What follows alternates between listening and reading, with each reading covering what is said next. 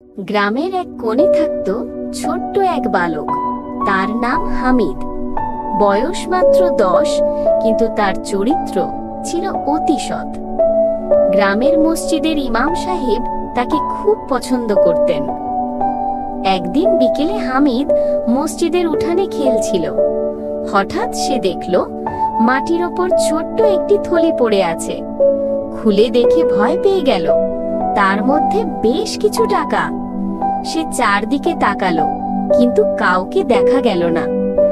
হামিদ থলিটা শক্ত করে ধরে ইমাম সাহেবের কাছে দৌড়ে গেল। হুজুর, এটা কার যেন পড়ে গেছে, আমি পেয়েছি, তাই আপনার কাছে দিলাম। ইমাম সাহেব থলি দেখে বললেন, বাবা হামিদ, আল্লাহ খুব ভালোবাসেন সেই মানুষকে যে আমানত রক্ষা করে।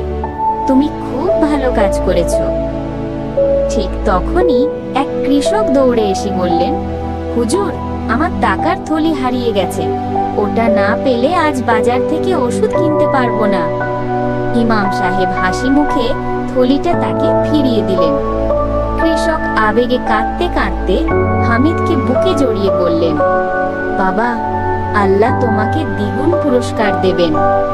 সেদিন রাতে হামিদ নামাজ পড়ে আল্লাহর কাছে দোয়া করল, হে আল্লাহ, আমাকে সব সময় সৎ থাকতে সাহায্য করুন। আকাশের তারা যেন তার দোয়ার জবাব দিয়ে ঝিকমিক করছিল।